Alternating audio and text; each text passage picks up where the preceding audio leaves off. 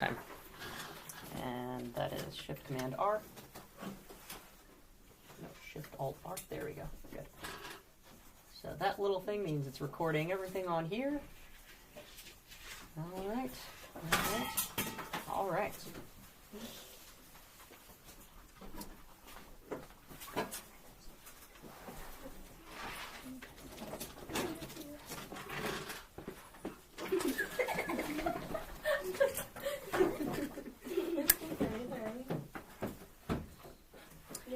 Okay.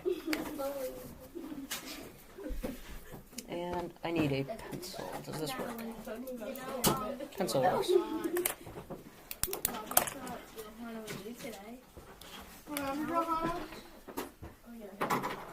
Robbie thought you were Natalie.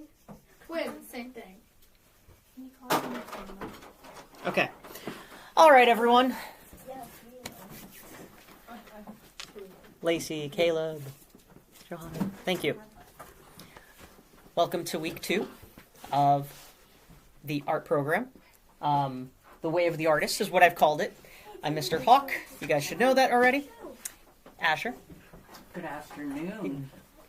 Good afternoon, everyone. Good afternoon. Good afternoon, Mr. Hawk. I was hoping. I was hoping for that very monotone.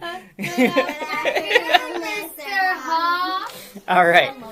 So, if everyone has a sketchbook, let's take those out. If not, I will pass out some of these papers. Okay. And we're going to start off. Thank you. We're going to start off with a recap. All right. We're going to do a little bit of a recap from last week, just to kind of cover our bases. And today. Okay. So use your sketchbook. What is that?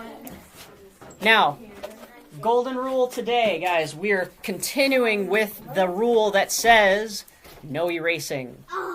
I know. Don't worry, I have it in my notes here. We will start to erase.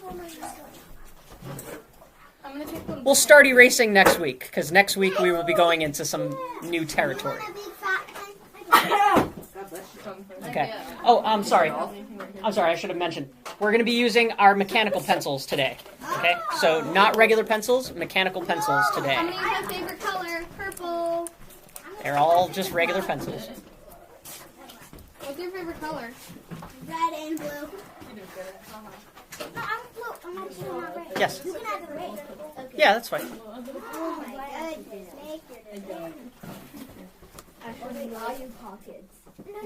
Wait, but I have an eraser. Yes, I know it has an eraser, but that's keeping the lead in there. Let's do our best not to erase. We're doing our best not to erase.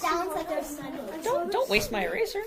I don't have any eraser. Trick that if your sharpie comes out, you attach a string to it and swing it around, and the force is supposed to bring the ink back. Yeah, and I it saw worked that too. too much. That's an interesting theory. The I whole gotta- thing blew up on me because I did it too. I gotta try that out. You know, they did that. Okay. Something completely perfect and it exploded everywhere. Lacey, Caleb, what's going on back there? You're supposed to only Then be eyes. here. What's the and make Can I do 10? Asher, Natalie. Okay. All right, we're gonna begin. We're gonna begin today.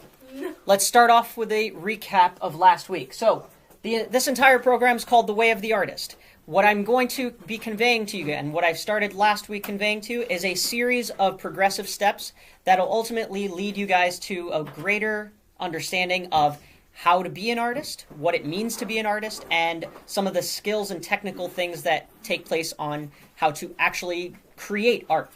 Last week, we started to cover just some of the bare simplicity of sketching, okay? Before we get into the recap of the practice, let's start with just a recap of the philosophy. So, The Way of the Artist, I started with our verse here from Hebrews 12:11, which talks about discipline, being that I want you guys to understand that the skills and techniques I'm showing you in each class leading up for the next couple of weeks is all things that you should be disciplined in doing every single day. So all those little exercises, we're going to do them again today. I'm going to add a little bit more. We're going to do that as practice. And because of it, you will be able to ultimately create amazing things, okay? But it all comes from disciplining yourself to doing the boring, small stuff in order to grow to do the awesome, fun, cool stuff, right? So that's the whole philosophy behind this. But today, we are covering number 1 of the 5 principles of a Christian art philosophy that I've started to write about. Number 1 we're going to be talking about today is mastery, okay? And so the concept of mastery. Can I have a volunteer to read that verse up there? Can you guys read that?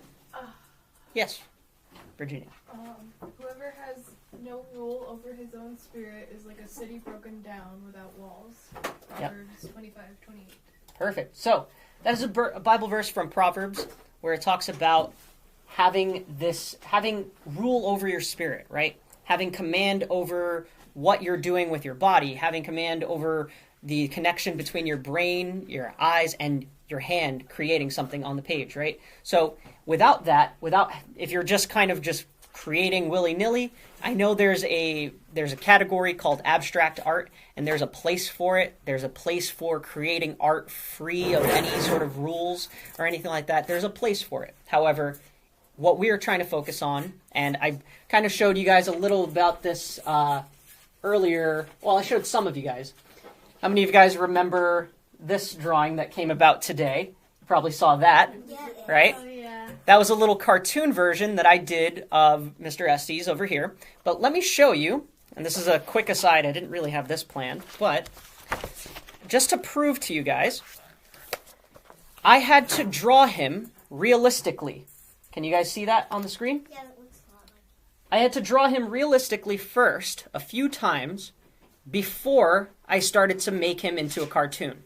Okay? And so what I'm showing you here is the practical example of having a disciplined skill-based training, so you're drawing more realistically. This is all the technique and all the skill and attention to detail to make things in a masterful way, to then whittle it down to make it more simplified into a cartoon way. All right? And so that's the prime example of what mastery can attain for you guys. If you guys focus on these fundamentals, if you focus on the things that I'm about to show you, you can then break the rules and make fun, creative cartoons and make abstracts, but it's always good to have a foundation of this structure, okay? So, yes? Are the shapes in the background for dimensional purposes? Oh, the black shapes right in the Yeah. background? No, that's just an aesthetic thing. Okay. I like to do that in my sketchbooks. It just makes the sketchbook look more refined and finished. It's just a little sketchbook thing that I like to do. So, as we talk about mastery, just like I said before, last week when we went over talking about the way of the artist, we looked at a little bit of the I can't even spell it.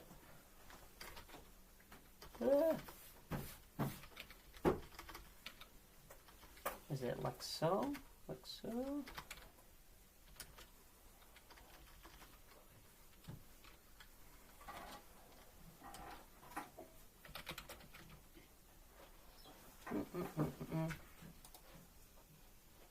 Let's go. Okay, there we go. Here we are. So, last week we talked about the cave paintings, right, in France. When we were talking about last week, we were talking about the simple concepts of CSI. Those are the simple gesture lines, right? When we look at art history and we see how they were painting and creating these drawings, it's all very simplistic. It's all just lines and figures, right? They're not really adding too much detail. They're drawing these animals one on top of each other, right? Do you guys see that? This was going back to the concept from last week. This was similar to being blind being in a darkened room. You're blind and you're just feeling around, right? So you're just roughing in the shape. That was sketching, okay? Today we are going to move on from just sketching, and we're going to start to talk about structure. And in order to do that, I'm going to show you a couple of little practice techniques that I like to do in order to just get your brain working on that, okay? But before we get into that, let's kind of go into a a lot further in history, let's talk about the Middle Ages and a little bit of the Renaissance. Now, those of you that are in my art class during the day, some of you guys in the high school age, you might recognize that we have been talking about this. Okay, in the Middle Ages, there was beautiful paintings. A lot of it had to deal with religious iconography.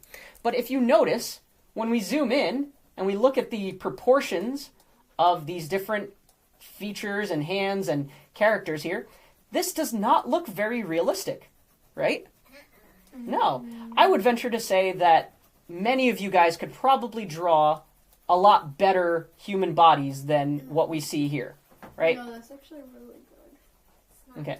But the eyes are really big, the nose is pretty small, the hands are very odd looking, right? Okay. So, what we're looking at here during the Middle Ages, there was more of an importance on the overall message than they were giving the importance of actually making something look realistic. And the reason why I'm starting there is because only maybe 100 or so years later, in the Renaissance, you have similar religious paintings being painted by the likes of Leonardo da Vinci. And what do we start to see? We're starting to see things looking a lot more realistic, looking a lot more true to life. Okay? Last week when we attempted to do some still life drawing, the whole goal was to try to capture what you're seeing with your eyes and to connect it onto the paper. Leonardo da Vinci started to catalog how that is done. Okay? Some of you guys might recall from my class, we started talking about one-point perspective. This is a whole series, a whole lesson of stuff that we can get into, which I'm sort of abridging for today's lesson today. Excuse me, Lacey. I know you want to keep drawing, but it's distracting. We'll get into drawing in just a few minutes. All of this is to say that Leonardo da Vinci started to catalog a more scientific, technical approach on how to see the world and how to relate that and translate that onto paper. Okay, and so today I'm going to show you a couple of techniques that can help you start to think about one-point perspective. One-point perspective basically means that if you see on this image right here, do you see how everything sort of converges into that one dot in the background? And you can see the angle of the building here. The bricks all lay in and start to go down into that one line, right? And so building a whole scene like that is sort of the basis of structure, of composition, okay? These are the things that we're going to be talking about today. Perspective. Okay, everything kind of goes off and recedes into one point when you look at things far enough, right? That's the idea of you're looking down a road and you have, a couple of telephone posts and you know that they're all the same height, but the further back they go, the smaller they look. Okay, that's all what it comes down to is perspective. Understanding where you are in space, understanding what you're seeing in space. Okay? And so, now that we've kind of taken a little foray into art history, we did a little bit of a recap from last week just to kind of catch us all up. Let's go on over, and I want everybody to open up to a blank sheet of paper. Okay? Now, just like with anything, and we talked about this last week, this is the discipline portion. We are going to do the same exercise we started with last week. Okay, so at the very top, we're going to do our row of C lines. Okay, so let's go C, C. Okay, let's all do it together. And now this time around though, notice how I'm going back and forth a few times over the line. Because remember, we're still trying to build our idea of sketching, right? Sketchiness. It doesn't have to be perfect. You're not just doing one line. You're doing multiple lines. So go over that line. Really finesse and try to manipulate the line so that each one is a nice little C curve, right? You guys see how I'm doing it up here? Right? You can go back and forth. You can go over it a few times. Boom. So we have our little C's. Now, I would venture to say these first few that I did weren't total C lines, but that's all right. They're more like parentheses. Parentheses. Oh my god. Stop. Okay. So, Natalie.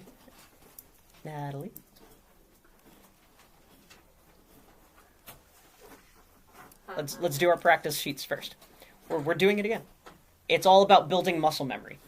Okay. We're doing this all over. I'm correcting just Natalie because we're doing this together as a group. Okay.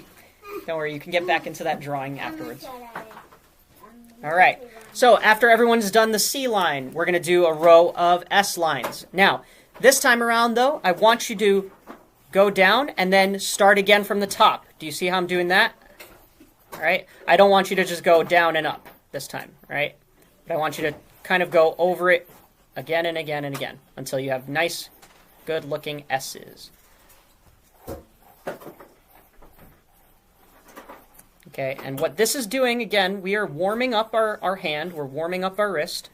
Okay, you don't want to just get into, you don't want to go, go and start running a marathon without limbering up. You don't want to go into a boxing match or a wrestling match without first warming up your body. You don't want to run a whole marathon without at least doing a couple of jumping jacks and stretching, This is your way of limbering up your wrist and your hand, getting out of your head, and just practicing those fundamental shapes and lines that we do with our hand when we draw. Everything we draw will have a C, an S, or an I line within it. And so we're practicing these little steps so that when we start to draw for real, we've already done these little ones so many times that it doesn't matter. We know exactly how they're going to be. All right. Once you're done with the S, move on to the I line. And again, remember, you are carving. All right, slicing right into it, right? And I want you guys to start noticing. Notice that when you use the mechanical pencil, for me, I like sketching with mechanical pencils because it's delicate, so you're more apt to draw lighter at first. But then, because it's so thin and sharp, you could really cut in there and start to define those lines really nicely and make them as thick as you'd like. Now, I know each time we start class, we're going to start with a warm-up exercise that is going to generally consist of starting with the CSI lines first. Okay? So I know that's going to feel a little boring. It's going to feel a little redundant. Okay?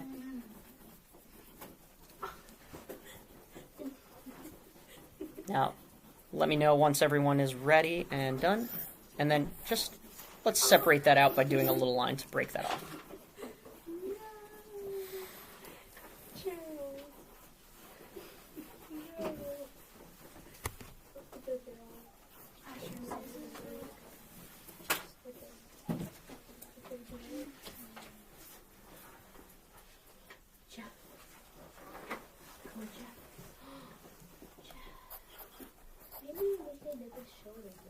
All right, I'm going to come around just to see how everyone's doing, and then we'll move on to the next thing.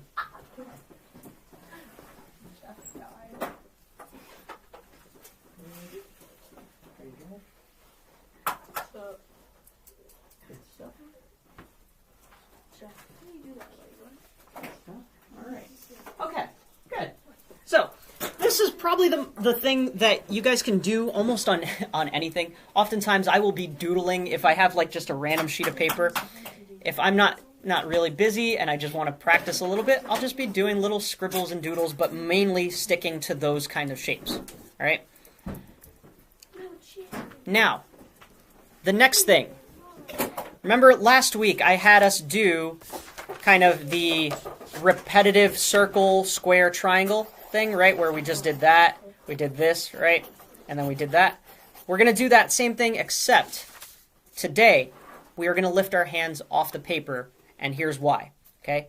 I want you to start... Lacey? Okay.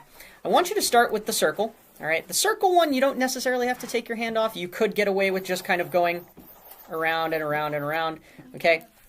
But the goal is, as you're making that circle, you want to keep sketching in those areas that are just a little bit off, right? And you want to try to make it a perfect circle. So watch here. Notice how when I do my first circle, that does not look that good, right? Can you see that? That's a little bit off. But instead, I'm going to keep curving. I'm going to keep carving. And keep... All I'm doing is repetitive C lines as I'm going around. Can you guys see that? Yep. All right. Now do that. Let's do that 3 times with the circle. Oops, I already did it at 5. That's okay. And now notice, by the time I did the third one, I didn't have to go around as many times to make it look like a perfect circle. Mr. Hawk accidentally did it 5 times. That's okay. You just have a little bit extra practice with everyone. I have extra space. That's okay. We're going to be using this whole page, and if you run out of paper, we have more. All right? So after you do the circles, stop right there, and I'm going to show you how we're going to do the square and triangle. Okay. Okay. How's Jeff? Oh, Jeff died. Again? He died like 10 times. Yeah, that was Jeff's number 7. That's a 9. Asher, and Lacey. Yeah. Let's settle down. We're not talking about Jeff. Yeah. Jeff is a piece of wood that broke. Who's Jeff? Jeff's the pencil leg. That's enough. No more Jeff. Okay. The next thing we're doing is the square. But whereas before I was having you guys do just a consistent kind of square like this, that's what I was having you do last time. This time around, I want you to mimic the same way you were doing your eye line, okay? I want you to cut, and then go horizontal and horizontal, okay? I want you to do that. So I'm cutting down to do one side. I'm going horizontal to do the other side. I now have a right angle. Now I'm going up to do that side, and I'm going right at the top. Mr. Hawk, I need a new pencil. Push the bottom. Yeah, look.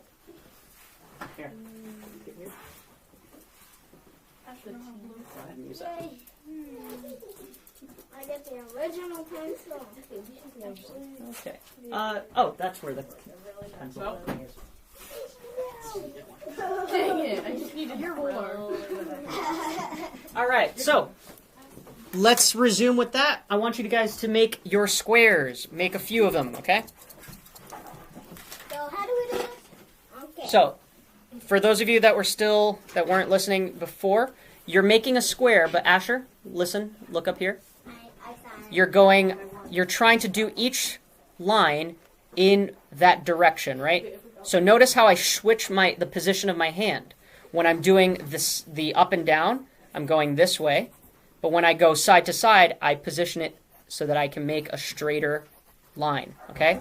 And so I want you guys to focus on making those lines as straight as possible. What we are doing right now, we're going down the list of the elements of art. We started with line. Now we're doing shape. What we're going to focus on today is structure, form, okay? How many do we have to do? You could just do 3, and then we're going to move on right into the triangle. I did 5. Okay, you could do 5 each time. That's fine. Oh yeah. I don't even have The next thing we're going to do is triangle. Same way. I want to continue just making straight lines, okay? Straight Jeff died again. lines. Lacey, if I hear of Jeff again, you will not be returning next week. Asher, that same goes for you. Okay, I've already talked to a few of you guys. This is for people that want to know and learn about these techniques in art. All right, so now, why am I creating the simple shapes in this way? And that is because most of the things you are going to draw in life, and this is again relating back to the concept of mastery. A master has the ability to look at something and break it down into its most simplest forms. Okay? How many of you guys have ever been taking a test and you look at the clock and you realize, oh, I have a half hour left. And then in your head you're thinking, a half hour? That's only 10 minutes 3 times. Oh, that's only 15 minutes twice. You know, have you broken down time like that before? Okay? In the same way as you can break down a whole block of time into smaller chunks of time to make it feel like it's less of a worry, you can take any complex drawing, any complex figure, and break it down into simple circles, triangles, squares, rectangles, simple shapes. And so the more you focus on being able to just draw these simple shapes pretty effectively, like I would venture to say that's a pretty close to perfect square. Not exact, but it's close enough for freehand. That's what we're doing. We're just doing freehand drawing. Okay? So, that's another element to this that I want you guys to start practicing, okay? Whenever you get a chance, just practice your CSI lines, practice drawing simple shapes.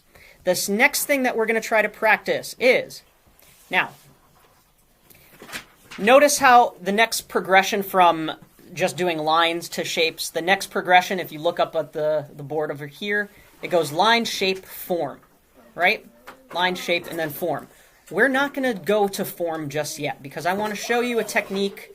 I want to show you guys a technique that I've learned just from studying some of the masters, studying some of the things from Leonardo da Vinci and his whole notes on perspective drawing.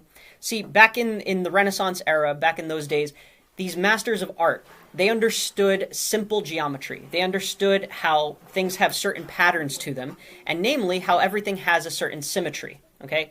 And so, the first thing I want us to do, and for me, I'm going to take up the rest of my page here. You might have a little bit more space. If you have more space, go ahead and use it. I want you to start off by building off of what we just did. Just draw, to the best of your ability, a rectangle or something like that. Can you guys see that? And notice, again, I'm doing my sketches. I'm just doing sketchy lines, right? The same thing that I've been doing with those first two exercises, I'm doing right here. Okay? Now make sure it's pretty big, doesn't have to take up the whole page, but just make sure you have enough room there inside of it. Okay? Like this? Good.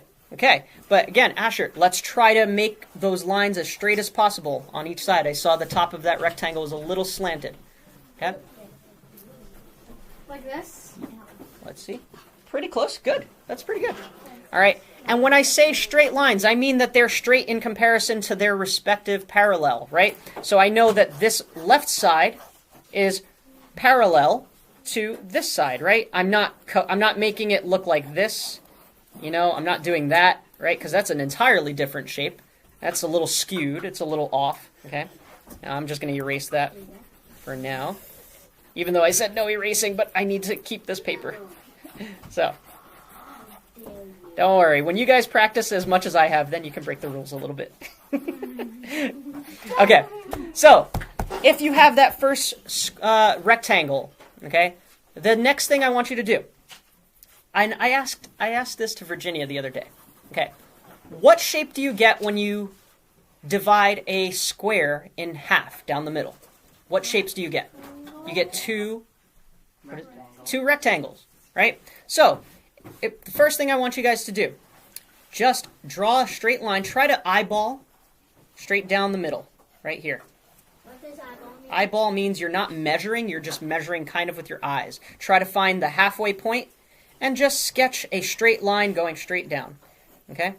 Now, we have now broken up this rectangle into two halves, two equal halves, okay? We're going to further divide this shape. The next thing I want you to do, find the middle of the side. And I want you to draw a line dividing this rectangle into 4 quadrants. It looks like a birthday gift. Kind of. Or it looks like a birthday gift. It looks like a window. It looks like, if you're doing math, geometry, it looks like a plane, right? Where you can plot numbers on this, and you can do all these amazing equations and all that kind of stuff. I have to, you guys, because it's important to understand, and the reason why I decided to focus on the Renaissance is because there is a fundamental idea that was birthed out of the Renaissance when it comes to arts and the way that we see the world, right? You guys think that we just have you going to school, you're going to science, you're going to history, you're going to math, you're going to art, and all of these different classes. Do you think that's just because? No. There's a reason why we have you learning all of these different things, and art is one of those ways that it connects all those things, right? With this, what we're starting to see here is how visually we can subdivide and break things down into smaller portions. Not only that, but everything has a related symmetry. And so, the next thing I want you to do, we are going to draw a diagonal line, okay? Now, I did that a little bit off, but we're going to go straight down from corner to corner, okay? And again, I want you to sketch that line, just like we've been practicing with our CSI lines, just like we were doing with these shapes. Now it looks like the Britain flag, not Britain, British. no. Yeah, so that's an interesting point. You're starting to notice how this looks like other things, right? You see it in flags, you see it in the window shape. And for those of you that want to move on, yeah, the UK flag definitely has this kind of symmetry. The next thing, you're going to go right down the next diagonal as well. Okay? I'm not too good at the. Mine looks like the UK flag. And Asher, That looks even more like the British flag. that is okay if you feel like you're not good at doing the side diagonal lines. The British flag with this. That's not Okay. British. So, listen up. This is British. What we just did right now is simple, just freehand shape division, right? We're just breaking up the proportion of this one simple rectangle. Hold on. We're breaking up this one simple rectangle into equal portions, right? So now, remember how last time I said, when you're drawing, it's almost like, when you look at just a blank paper like this, it's almost like you don't know where you're at. You don't have any context. You don't know what to draw. You don't know how things are in relation to another. And so, when you look at a blank page, I want you to start to imagine these sort of guidelines. One horizon line right down the middle, one straight line dividing the thing in half, and then you have these diagonals, okay? This is something that's going to help you when composing things onto a page, and I'm going to show you that right here, okay? You don't have to follow this because this is, like I said, we've done this in class. This is a whole lesson in and of itself, but I'm going to do it freehand. Based off of this simple breakdown that we just did, if I wanted to draw a picture, I have a horizon line. I now have that middle point, which is my single one-point perspective. All the lines converge there. So I can do a line like this, and now I can start to do my little, something like that. Now I got these, the road coming out over here, right? Now I can draw my mountains. Do you see how that starts to come into play? That's a simple horizon line, the vertical line, and I now have these diagonals. It's all there. You see that? Okay. This is going to come into play in the next exercise that we do. Okay. So I'm going to be turning over the page. If you have enough space, you can continue on that page. Okay. We're going to make a very rough grid. Okay. Actually, I'm sorry. Sorry. What are you doing? What is it? You have ruined it, Sophie. You have killed it. Okay.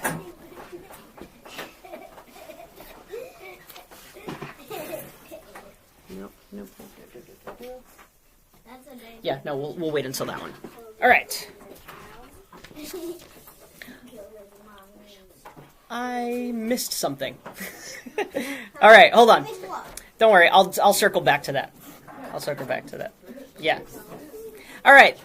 The next thing I want you to do, we're going to continue with our simple shapes, circles, triangle, and square. But the next thing I want you to do, that same sort of grid pattern that we made, like this, okay? I want you to try to make 3 of them, just like I'm going to do right here, okay? And I don't want you to draw anything inside them. I just want you to make 3 identical rectangles that are broken up and subdivided, okay? Yes. Yes, you can. There you go. Okay. So, 3 boxes that are subdivided as best as we can, okay? Oh, I did that really terribly, but that's okay. That's a good example because some of you might have it like that, like I just did. I made a line that wasn't exact. Oh, that's fine. It's all right. Like I said, in art, you can just keep sketching over the line. Even though I made a mistake, I'm going to course correct. Remember, course correction, it's just a suggestion. Course correction means you see that you're going the wrong direction, and so you start to try to pivot towards the right direction. Wait, 3 more times? You're just making 3 little identical broken and subdivided rectangles, okay? Now, each one of these is similar, or should be almost exact, right? Each one is broken down into all of these different sections.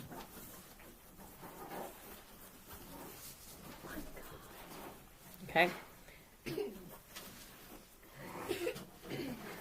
Now, I want you to watch very carefully. Is everyone almost finished with all three? Okay. The very first one, we're going to do a circle, and I'm going to show you exactly how we are going to do the circle. Okay? Oh, yeah, if you need to, you can. Okay? Let me know if you guys are ready. I'm ready. Ready? I'm ready. All right. You good? Okay. So, without getting too into detail of, the golden ratio and Fibonacci sequence and all of the boring math stuff that you guys don't want to hear. I don't like math. Why'd you say that? Without going into that, I'm going to show you simply, just by breaking this thing down, you now know that how many of you guys have ever seen like a pie chart? Right? You know that half of a circle, you get the semicircle, you could divide a circle evenly into 4 quadrants, right? I want you to start to imagine from this corner, or from this point to this point, you're using the C line, remember? The C line. From that point to that point, you're just doing a simple C curve, okay? All right? Yep, we're going to start to do a circle. And then the same thing goes up from the next quadrant or the next point to the next point. You are just making another C curve. Wait, we have to copy you right now? Yes. All right. Oh, I had to read. And notice, if you try to make that C curve perfect in each side, you will get an approximation of a perfect circle because you know that each one was subdivided the way it needed to be. And you know that from that one rectangular shape or square shape, you can easily make a circle from that just by dividing it up and seeing the relationship between the square and the circle. Mine is more like an oval. Okay. Yes. I'm behind because I had to remake mine. That's okay. Try to just catch up as quickly as This is possible. good. Pretty good. But now, More like an oval. that's fine. Now, if you notice your thing is coming out a little too oval, you still have permission to draw over your lines. You see how even right here, I'm course correcting. I'm trying to curve it, and I'm using my pencil to almost carve and sculpt, right? I'm picking up my pencil, adjusting the position of my hand, all right? Okay, but how do we make that Okay. circle? So you start off with your rectangular shape or square shape. You divide it into all those different sections. And then noticing how you have that center point right here, you take from this point to that point, you make a C line. And then you just copy that over as you go all the way around. And that's how you make a simple circle based off of geometrical patterns, right? We understand how there's a relationship between these shapes. Okay, this is very important because when we start to get into perspective and seeing how these shapes evolve into the third dimension, having a basic understanding of this will definitely help. Okay? Now, the next thing, this square. The square is pretty easy, right? Because pretty much we've already done a square. But now, let's try something a little bit different here. Okay? What I want you to do, imagine, all right, forget about this half of the division that we made, right? So we're only looking at the one side. I want you to divide that one side in half. Okay, so draw a straight line going down. Is everybody with us? Yeah. Okay. And I want you to also mimic that on the other side. So cover that one half and then cut that in half, okay? And the same goes for the horizontal. You want to cut that down there and cut that right there. Okay? Cut. So you're looking for the halves of the halves. Okay? I can show you again, anyone who is a little confused. You had your full picture right this. You cut that in half. Cut it in half again. Cut it in a diagonal. Diagonal. Then you're having that half. And having that half again. Having that. And cutting that in half. So now you should have something like a checkerboard grid with an X across it, right? What I'm showing you here is the geometrical relationship between shape, and this is going to help us build structure as we start to understand and apply one-point perspective on it. So for this one, if you've done that correctly, you should have a square that is equally proportioned in the center of your first square, right? If you just cover, or you try to draw over that line, okay?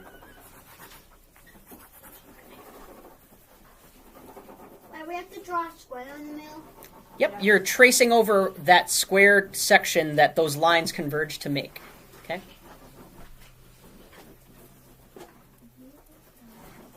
Very good. And now we're going to do the same thing. We're going to have that one and have that again on the third one. So you should have a square shape in the middle, except this time. And when everybody's ready, I'll show you. A triangle. Well, you could make a normal, like a very obtuse triangle, right? If you just do that, you know. I could make a right triangle just by drawing, you know, coming down here and tracing that. But I want to make something more centered. So I'm going to start at this point right here, and I'm going to make a line that connects to this point right here. Do you see that? Yep. Triangle. Just like that. Okay? Mine looks crazy.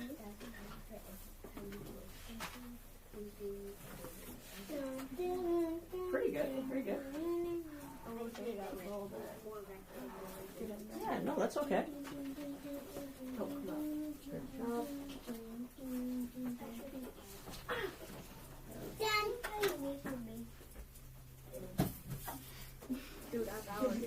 You're doing the study test? Yeah.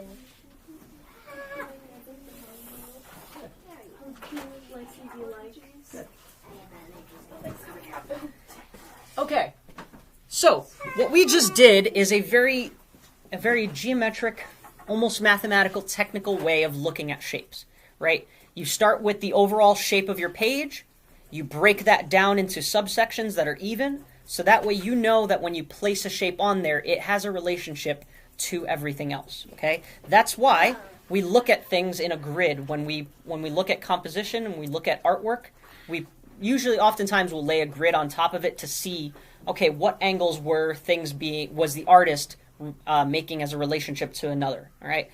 That, without getting too involved in how artists apply the golden ratio, that golden spiral that you guys have probably seen before, that's all very...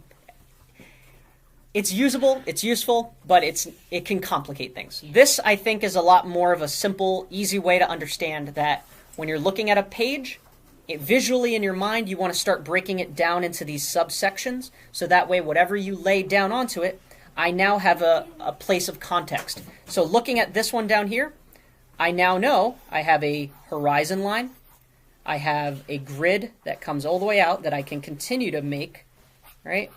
And then I can just start applying things onto that grid. All right, something like that. What's that? I'm just going to draw a little house. It's a cube. Okay, but that's neither here nor there. Now, that actually... So let's see. Okay, so we have that grid. Now, does anybody need an extra paper? Because we're going to just move on.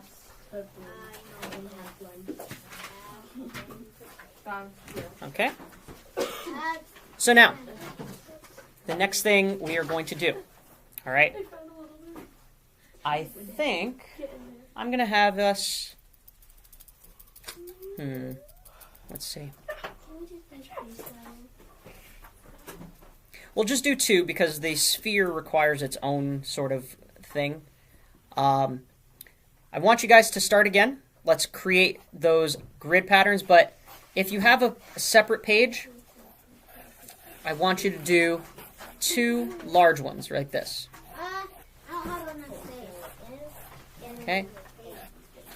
And do your subdivision again. Just break that down half, right? Basically, you're just halving every single side, right?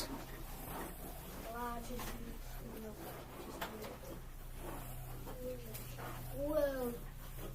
Rectangular or more split? I would say it doesn't totally matter for this, so long as you have a horizon line that goes to one point. So long as it all converges into one single point at the center, and you have those angles going from corner to corner, you should be good.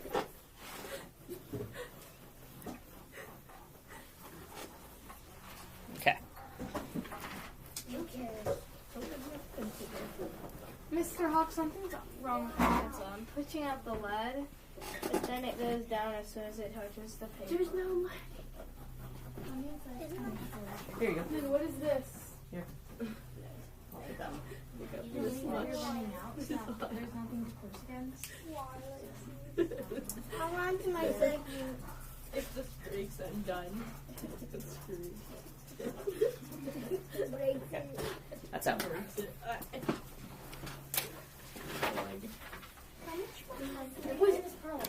We still have about 45 minutes. It's 3:45 now. What? Yes, we will. Oh, wait, yeah. But again, using an we're going to try to implement some of the things we learned today. Okay, so everyone, if you have your two grids here, is everybody ready? No. Wait, I can't draw a straight line. That's okay. Look, I didn't even draw a straight diagonal here. I did like something really wonky. Don't worry. You will eventually get a lot better at being able to make those straights. The more you practice those CSI lines. Okay? Now it's important, guys, it's important to recognize that we're doing all of this what's called freehand. Okay? If you wanted to go the extra mile and create a grid pattern for yourself, you can use a ruler first before you start drawing. Or, like what Natalie has a book that has a whole spectrum of dots in a grid format. That's actually really good too. And I would even go alternative if you have graph paper. Oftentimes you're using that for math class. You can use that for drawing and designing things as well. So graph paper is a good way to like see things more in a grid or a plane. Okay? All right, so what I want you guys to do right now that we have this set up, on both of them, and I'm going to do it on the one first so we can see it here. Are we paying attention? Okay. What I want you to do, we are going to make a flat plane, okay? Something that's going to recede into the background, just like I showed you before with that kind of... Oh, actually, this is perfect.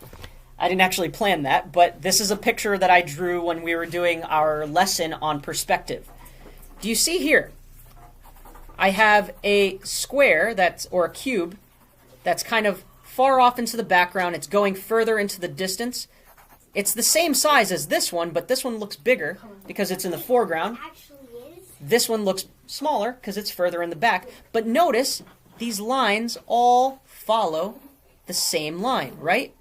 In the same way, you could see that this line goes up, this line goes off to that side, this line goes off to that, and it all is broken down in the same way, right? All this is just a much more detailed version of something like this.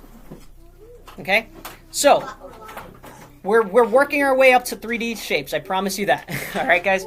The next thing I want you to do, taking this first one, okay?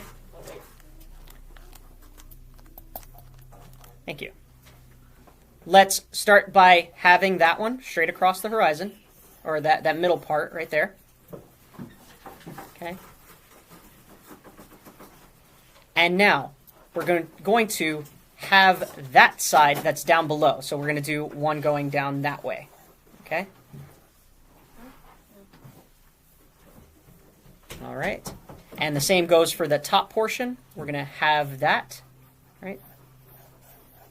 But notice, if we take just this section right here, we're going to have those two sections also. So this right here, we're going to make a line going down that way. And then in that little section, right between the horizon and that top line, we're going to make another line going down that way. I don't want to do that. Okay, I will do it once more over here for us to see. Okay, so actually I'll do it again in a whole nother page. Okay, so just so everyone can see. Guys, again, we're looking up here. Just if you need assistance. Pretty close, yeah. But you need to divide those top ones. All right, so look. Can everybody see what I'm doing up here? Okay, so I have it right down the middle right there. Okay. Then I have my vertical showing me the dead center. Okay. Then this section right here, can you guys see? So from here to here, we are going to go half. Okay. Then from here to here, we're going to go half.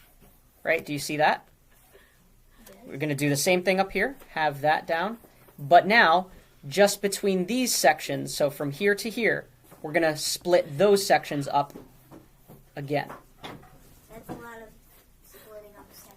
Yes, and there's a reason why I had you only do it at those top, that from here to here, we're making those into 1, 2, 3, 4, and then from here to here, it's just 1 and 2. The reason why is because when you start to look at something like this, notice how things start to get closer and closer together the further you get into the background. Everything's converging into a single line or a single point. The closer you get into the foreground, that's when things start to spread out. Okay? Now, What was that last picture on the other page? on which page? The one that was colored in. Oh, that's not important. That's just a drawing that I did using perspective. So I drew that using perspective. So we see how everything is going off into the background. Why is there a foot and a body right there? What is that? That's a whole subject on symbolism and using our art to tell a story. That's creepy. Like, there's this guy with a... All right, we are moving on. So, do you see now? We have a vertical line that should go right to the horizon. There should be a single point. Okay. Now, we have, what about that diagonal? That diagonal line that goes right there from corner to corner. I want you to have that. What? And then the diagonal that goes from corner to corner, right there. Okay. So, is everyone at this point? What did I miss? Hold on. I'm going to come around just to make sure that we're all on the same page. Pretty good. Pretty good. No, you're good. So you got 1, 2, 3, 4. 2. Yeah, good. That's actually good, Asher. I like that. Ava, let me see. Okay. Pretty good. Just be careful. Just be mindful of what you're drawing. Okay. I can see that we're getting a little bit sloppy over here, but that's okay. I think once I allow you to erase and you can use rulers, I think a lot of you will make better sense of it. Nice. Erase. Good. No, Good. nothing would actually. That's not wood, that's metal. Okay. All right. So we're actually all pretty good. Okay. So one thing I want you guys to see, and you can see it very clearly right here. How do I show this to you? Or how do I... I'll do it this way. So, if you are standing up and looking straight down, actually, you can see it right here. what shape does my entire sketchbook make? It's a rectangle, right? For all intents and purposes, let's call it a square. All right, so let's look at a square. We're looking at a square flat on, just top to bottom, straight down. If I were to tilt that square down onto a surface and look at it this way, what you start to see is this. Do you see right here?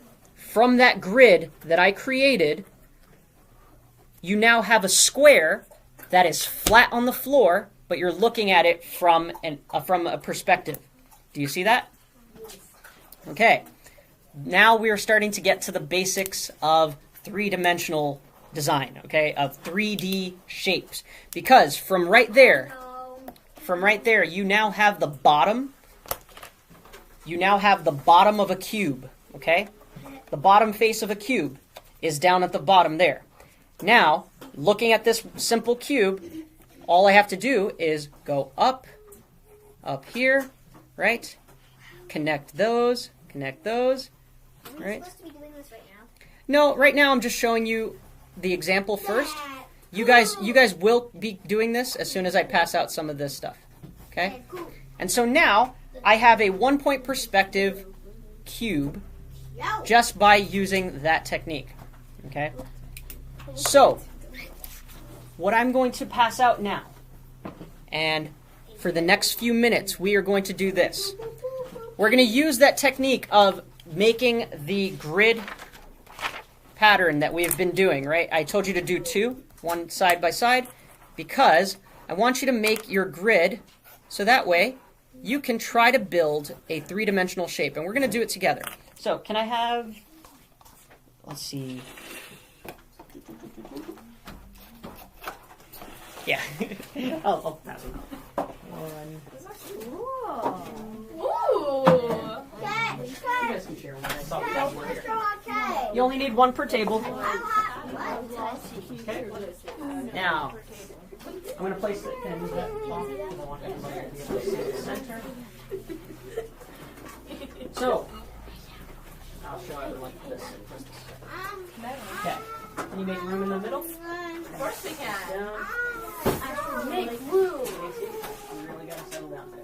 You're disrupting a lot. I'm this close to asking you not to come back. No, that's good. So, Can I have your Thank you. picture right there? No. Say no. Okay, Can I have some so I sure. what I just passed out, guys, what I just passed out is a grid and a cube. Now, what I just showed you there, I want you to imagine this grid as this grid that you're seeing develop when you sketch out your construction lines, okay? So, this line right here would be kind of whatever horizontal or vertical line is right here. The only difference is when we see it in our sketch, when we see it in our, oh, that's pretty loud. When we see it in our construction lines here, everything is pushed down and flattened in perspective because now we know that that line right there is the horizon that recedes off into the background, and anything on the floor is just a tessellated tile grid, just like this. So that means when I place this cube on this grid, do you see how many squares take up this cube? This cube is about 9 squares, right? It takes up 1, 2, 3, 4, 5, 6, 7, 8, 9. So that means if I wanted to sketch this drawing on here, and I have this cube situated right in front of me, okay? What I would do is I would create this shape, right? We have it, have, right? Just like that.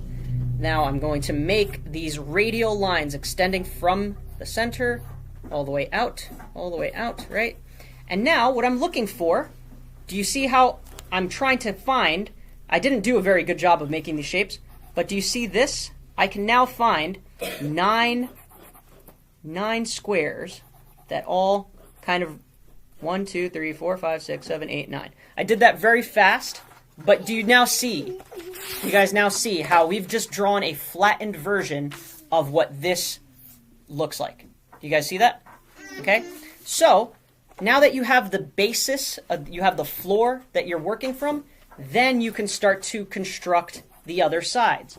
When you're looking at a cube, it has the front face, right? So now I need to draw the front face right over here.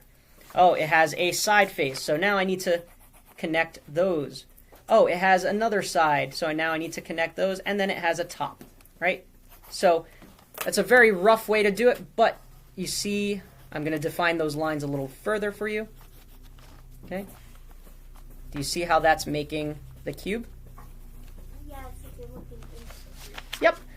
For today, it's okay to draw through the object. That's what this technique is called. You're drawing through the object. And oftentimes when I ask you guys to sketch things from real life, it's helpful to draw through an object. Draw the lines that are not really there. So if I'm going to draw, for example, if I'm going to draw, I don't know, a mug or something, I know that you're not going to be able to see the other side of the mug, but I will still draw the entire thing. You see, like I know you're not going to see the bottom portion of that mug, but so I can make my shape a little bit better, I'm going to do the whole thing, right? So that way when it comes down to it, I know I just need to erase that one line right there, and now I have the perfect shape of a mug. Does that make sense? Okay? So, what I want you to do now for the next little exercise we're going to do, and this is actually how we're going to close off, and then we'll move on into applying this to our own lessons. I want you all to look at your cube, observe it, dissect it, analyze it, right? See where it is on that grid, right? I placed it down in that center there, okay? And now, on one hand, I want you to try doing it with the perspective grid that we just created. And then next to it, try creating it freehand. Try just drawing it like normal, okay? So like I did here, we did a perspective grid. Then I want you to just try drawing that cube without any lines or anything like that, right? Just like that, okay?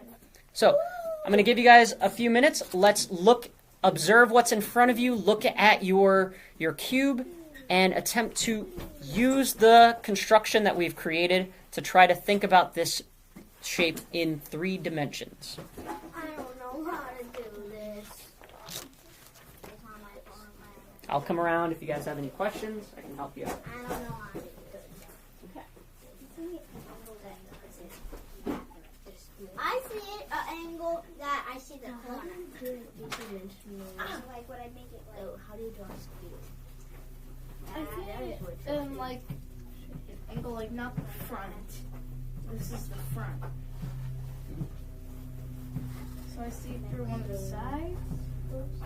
This may be it. Okay, so I'm going to modify this just a little bit for some of you guys. So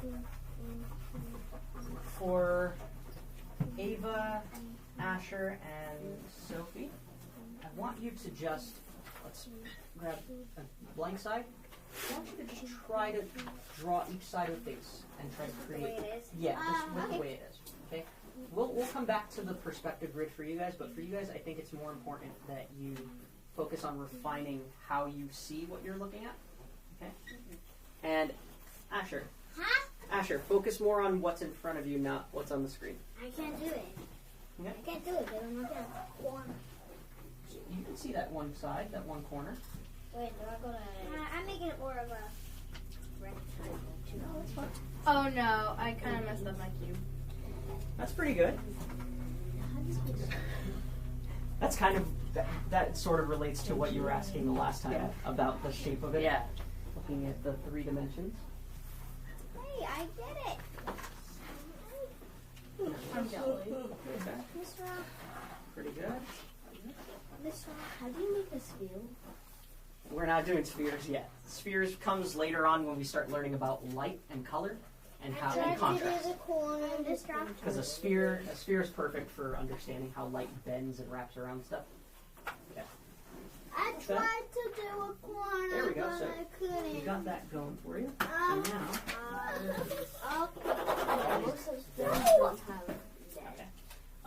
so you can draw, but now you want to pull these lines up and then draw each face.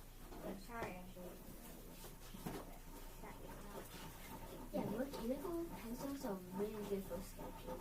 They are.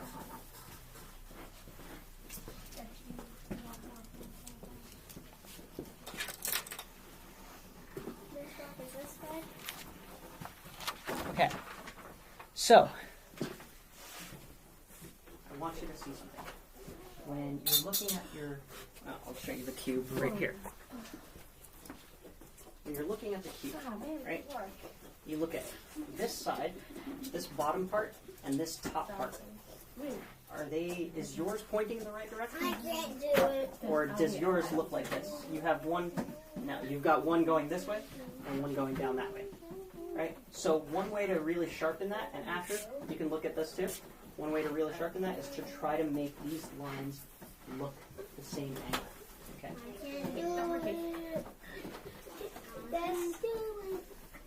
So Asher, you see how Ava, she's trying her best. And Ava, that's actually looking really good. Thanks. I like, Ava, I think the thing that I'm very proud of what you're doing right now is you're sketching. And that's good. That's exactly what I want you to do. So you're not worrying about the overall picture, you're just trying to find the shape.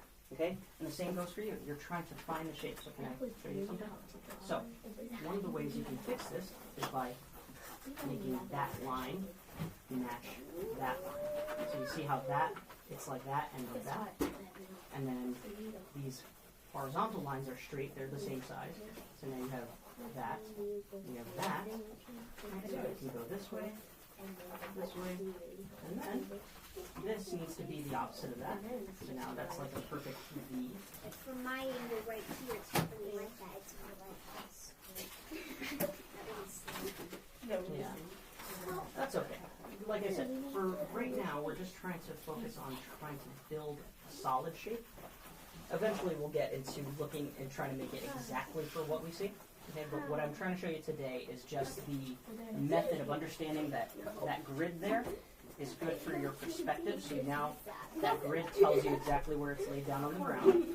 And then when you build up from it, all of these things kind of match and have a certain symmetry to it. Just like that. See? So, there we go. Oh, yeah. Oh, sorry. There you go. Pretty good. Okay, so we're going to leave it there, and I have one more little exercise for you. Well, actually two more little exercises, and then we will move on into your project or your drawing. All right? And I know what I'm gonna do. so this was the thing that I forgot to do. Earlier. Okay. Remember last time I had us do our little box, and we scribbled in it. This is going to be in preparation for next week. Okay. I just want you to draw. Okay. Everybody ready? Mr.Hawk, Yes. can I use a rubber pencil? Because I keep accidentally pushing too hard with these and they break. Sure. Okay. So, this next thing that I want you to do, and this is good practice. This will be good practice for next week. I forgot to do this in our recap, but do you recall how I had you just do a square and then I said scribble like crazy inside of it, but don't go outside of the box? Yes. We could do that one. Do that one real quick. Okay. We should have done this for our warm-up, but that's okay. This is just, I wanted to touch base on this one because it is going to be in preparation for next week. We're going to be doing something called value and contrast, and that would require a certain skill that I really want for you guys. Okay? All right, so you did one that was just crazy scribbles, right?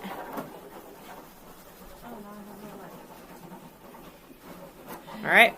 Then I want you to create another box. All right. And then create one more box. What we're going to do with these two, okay? Listen very carefully. After you make those two boxes, this one, I want you to, in the same way that we scribbled on here and we didn't go outside the box, you're not scribbling this time. We are trying to take hold and master our function, master our body, master that hand-eye coordination. You're not to go outside of the box, and I want you to stay consistent in just doing diagonal. All right?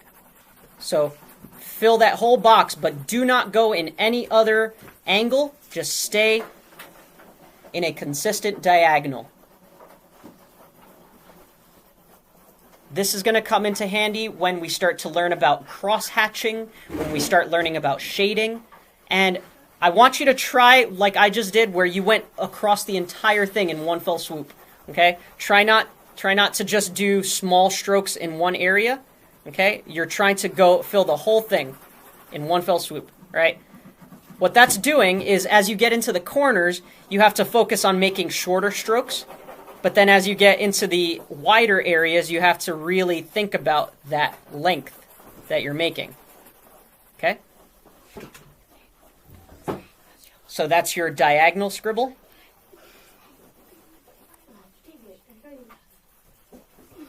Okay? And then the third one, you're going to do the same thing, but you're doing it horizontally. So notice, again, I shift my arm, I shift my position. Sometimes it might help if you shift your paper so that you're at a better, more optimal position. Like, do you see how I'm doing it right here? I don't have my paper straight. If I had my paper straight, I would move myself. Or if I don't want to move myself, I just shift it so that I can go like this. Right? Just like a printer going. Okay?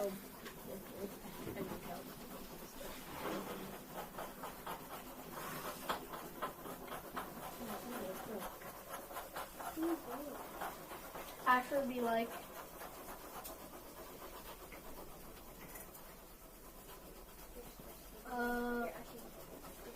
Okay. And Ava, are you doing the scribble one or are you doing horizontal? Horizontal. I just want to felt like I didn't have enough. I'm sorry, but I think that's a box. Okay. Now, for the next 5 minutes, and then we'll move on into your. All right. Can you pass that one down to him, please? Thank you. Okay. Now, to the best of your ability, for this example, for this little practice thing, and this kind of wrap up to all of this, I want you to try doing some freehand 3D shapes, okay? And what that means is, we have 5 more minutes, so we're going to squeeze in some more practice. Let's try to make a cube, and notice how I'm making my cube. Start off with one face, which is a square. I draw these angles all in the same direction, right? And then I close that up, okay? This is just a simple cube, okay? Doesn't have to be perfect. Again, just like in sketching, just like we learned last week, anything in art, and that's why I'm not having you erase, is I want you to see and focus. All right, why doesn't that look right? Why does this cube look a little bit off, you know? Like, if I was trying to draw a cube, and I was like, why does that look off? Do you see right here? Why? That doesn't look like a cube. That's really off. What would I have to do to fix that? I think I need to make my lines match their direction, right? And I need to make sure that everything is a little bit straighter, right? That's looking a little bit better. Now try a little pyramid. You can try that as well. Okay. Now again, guys, remember, do you see how I move my arm? I reposition where my body and where my wrist is laying when I'm drawing these shapes. Pyramids are easy.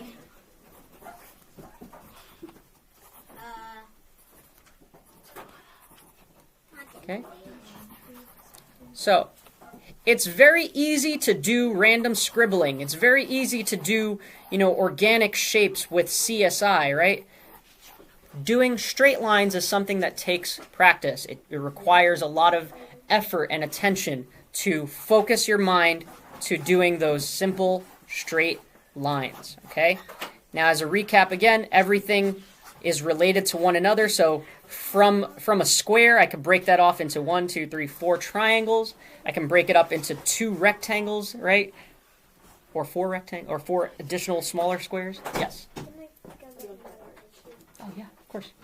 You're still hot. Yes. We only have 5 more minutes of class. Oh no. We will have 15 more minutes of class to work on what we want to work on.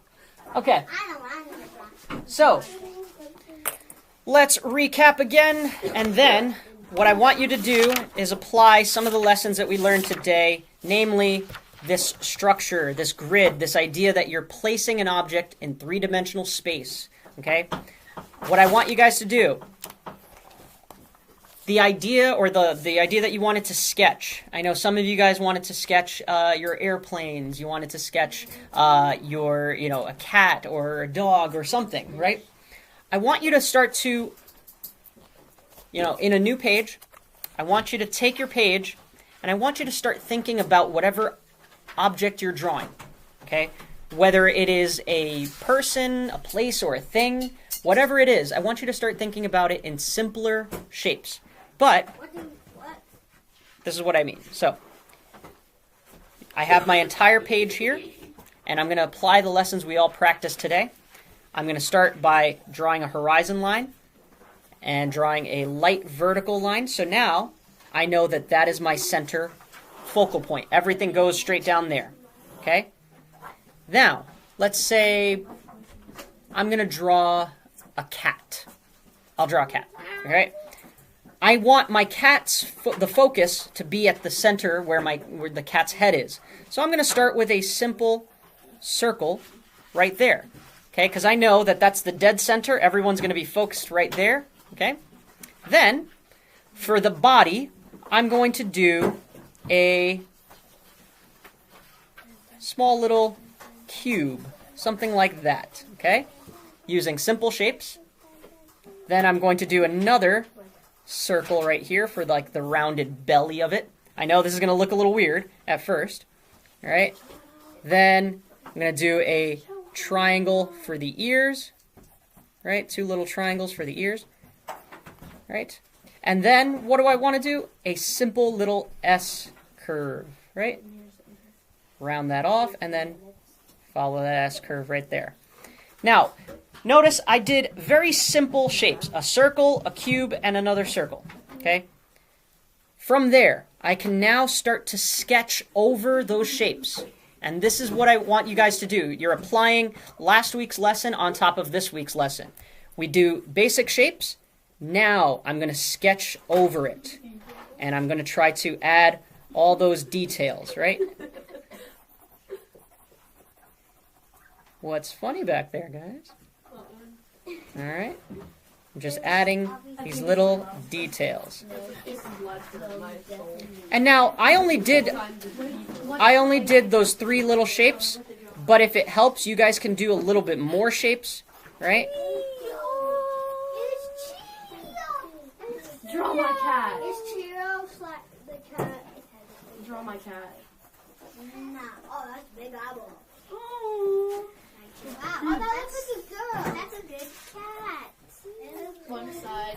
You know that black cat in Puss in Boots? It looks like her. All right, so for the next couple minutes, guys, we only have about 13 minutes. I want you guys to focus on applying the skills we learned today to your own drawing, okay? This should be the drawing that you tried to draw last week as well, because again, we're trying to make an iterative process of improvement. Next week we're going to learn something else. We're going to learn about value and texture and light. I tried making a circle and I made So can I erase? No erasing today. Next week you'll be able to erase. But we can't erase on project if we get it Nope, because I want you guys. Remember what I told you in the first class. I don't want you erasing just yet, is because I want you to see, okay, what mistake did you make, and I want you to really think about what that solution was. Okay, and so if that meant, oh, I shouldn't have drawn the line there, I should have maybe curved the line a little bit over here, right? That's what I mean. All right.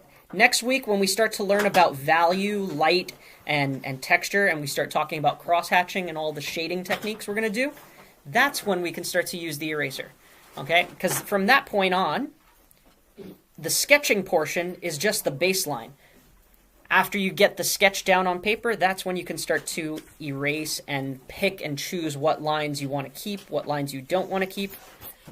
Okay? Mr. Hawk, Yes.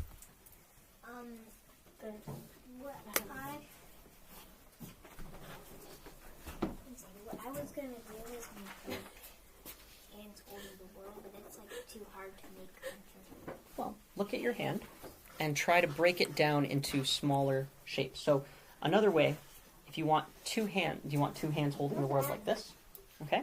So, okay, so like this, right? If it helps, you can ask somebody to, hold their hands out so you can try to copy the shape. It's just hard with the lines. Don't look at the details. I want you to simplify, just like what the masters would do, right? We simplify the shape of our hands. What's that look like right here? It could be an oval, it could be a circle. You can fill that out as a simple circle, or you can do kind of like a square, right? Sometimes if you add like a little curve to the top of a square, you can get that. But now, you see how I have a square right here, okay? Now, you have, what did I talk about? You have a subsection here. You see how this portion right here, I can go like this, and then I can divide that in half. Do you see? And then I can divide that in half again. Now I have one finger, one finger, one finger, one finger. I have my palm. And then, what about this? Like Yeah, I could just do a little circle, oval-y thing right here. Now I have the thumb area. And then, all I gotta do is connect. Do you see? And so, by breaking it down to simpler shapes, now I can go in and I can sketch all of those cool looking details. I can add the lines, right? Do you see? And so I want you to build this up with simple shapes first. Then you can make it into a solid thing, right? Does it make sense? So, yeah, so then you would do that again right here, right? You do that, right? And then you do that, right? And then you can do exactly. And if you wanted him facing downward, you would just do that same process but upside down. See? So. Mm-hmm. Yeah. Very good. Could I use that to see like? Sure. Go ahead. Do we get the colors this time? In 2000. Not this time. Don't worry. We will be going over color and color theory and all of that by week 4. Mine has a lot to do with gray in it. Yep. So, guys, just as a reminder, next week we're going to be going over texture, value, light, and contrast. Okay, those are quite a few high-level things, but hopefully I can make it in a simplified version for you guys. And looking ahead to week 4, we're going to talk about color theory. We're going to talk about applications of color. And in week 5, we're going to talk about feeling and mood and symbolism in art and how we can use the things that we choose to focus on in art to improve the overall message. And then by the time we get into week 6 is going to be a recap of everything we've done, but the primary focus of when we come in for week 6 is to only focus on your main project, okay? So the main thing you want to draw, that day is the day we will try to refine and finish and make it look as perfect as we possibly can make it, okay? So that way, by the end of this course, you'll have something that is pretty well done. Yes? So, I know that in 2 weeks we're going to be on Nice shoulders, puffy puffy shoulders. shoulders. I think me and Isaac, we won't have school. Should we come in those days still? We won't be on a trip, but we'll just not be in school. Although the 7th and 8th grade will be on a trip that day. Yeah, that's an interesting question. I didn't realize it was going to run into the trips. The trips are next. I'll record it, so I'll give you guys access to the video. You'll be able to see whatever we're doing here, so that way you guys can catch up. So 7th and 8th grade, if you guys are, well, 7th graders, right? If you guys are on the trip next week and you're not here and able to come to the class, then you'll just recap with whatever video. We're doing all projects right now. You should be, yes. I'm done with mine. Let's see. I'm fighting small. I'm fighting on. Is it night fighting on? Okay, so Asher, watch. Should I big in it? Draw it. Yeah, draw it again, right next to it. No, right next to it. I want you to see this.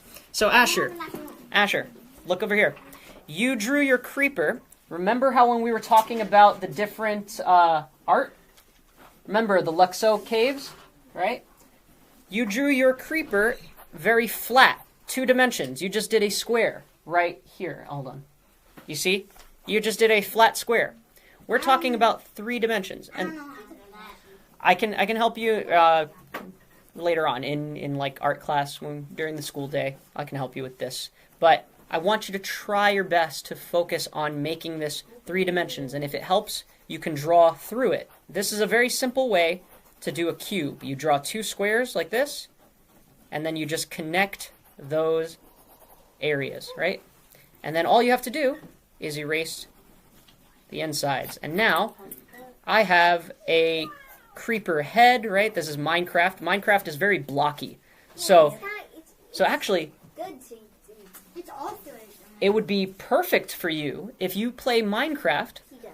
Yes. Go into your Minecraft world and notice how the blocks all follow the same line, right? So that same line that's right here is going to be the same exact position on these lines down here, right? And so now I have, how many legs does a creeper have? He's got like 4? 400. No, that's a little much. Oh man. He'd be tripping over himself a lot. Yeah. Right? How do you do that? I did it exactly the way that I showed you guys from the beginning of class. It's about understanding that every 2-dimensional shape has 3 dimensions, and when it's in 3 dimensions, it exists in space. And when we look at things in space, we see them in a certain perspective. Okay. Right now. What is that? All right. Oh, too bad. He's in the world. No, we're in the It's what? What did Asher say? So that's actually supposed to be my second sketch. It's supposed to be my second sketch. Well, be the second. I have to make it bigger. Very good. I don't think I have enough room to make a bigger version. You have I enough kind of room. had a hard time making the thumbs the right angle. Oh, that's okay though, because look at your hand. Yeah, they're Just not. watch where your thumb goes to. It's kind of like halfway Yeah, it goes like between. right there. Yeah. I knew So- right here was too short. So then, you're course correcting from the right. Hold on. You're course correcting in the right angle, but you need to have. Oh, excuse me. We're not doing that. So you need to make that circle a lot bigger. Yeah, Because that makes sense. do you notice how when you bend right here, Yeah. that comes all the way up right there? See? So that comes up I all knew the I had way to over make here. that bigger, but I didn't know how big to make the thumb. So just remember how I told you, just like So should I make the whole thing just fill with the paper? Oh yeah. yeah. So again, imagine this whole paper. That was just my first one to figure it out. So imagine the whole paper like you have your cube, right? I want you to first divide your cube into your vertical and your horizon. That way you know that when you do one hand, you do one hand on this side and one hand on this side, you know that's going to be straight down the middle. It's not off to the side like you have it off to the side right there. You do that, right? And you do that, that, and that.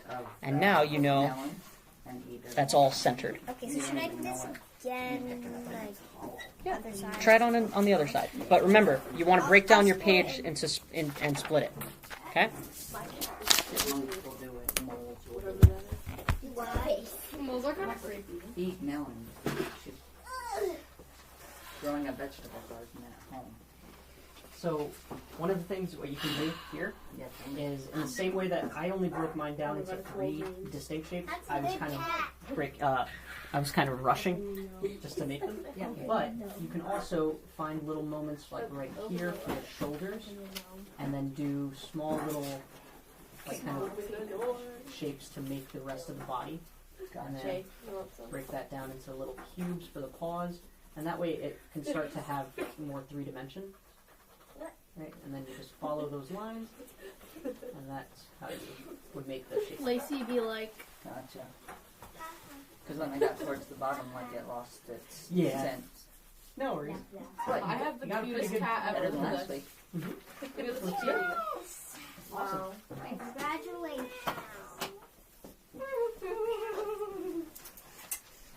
what is that behind your little cat? Oh, You that's don't want it. creepy. Is that booty cheeks? What's creepy? Oh. What is that? What are you working on? Yeah, why are you calling in? So I wanted to try to do wow, the creation of this one, Oh, nice. but I don't know how well it's going to go considering I I'm gonna add kind tail. of just, I don't want to say, Get rid of it. well, I just saw something on YouTube and did it, so I'm going to try to do it freehand. Get rid of the cheeks without a bracelet. I'd like to see you do that. Okay. It's quite the sketchbook you got going on. That's not professional. Yeah. Oh, wait, give me I didn't make it, I bought it. Ah. But it's like those melty beads. Mr.Hawk, you can make a whole bunch of dice. All right, guys. So we're gonna wrap up right now. I'm gonna close this out in prayer, guys. I know today was a little bit difficult trying to understand perspective. I tried to make it as simple as possible. Next week we are gonna learn about, like I said, value and texture and all of that fun shading stuff. All right. Practice some of the things we talked about today and last week, and I will close this out in prayer. All right. Done. I thickened it. Heavenly Father, we thank you for the opportunity to draw and create and understand that we can focus on mastery and we can have discipline, Lord, to train our bodies and our minds, Lord. I thank you for the opportunity to renew our minds daily, Lord God. And I just thank you for every single person in here who has a love for the arts and wanting to become better at the arts. And so, Lord, I just ask that you continue to guide them in the use of their talents. You continue to guide this class, Lord, in just educating and growing in the skill of drawing and creating art, Lord God. And I just ask that you give them traveling mercies as they travel home tonight.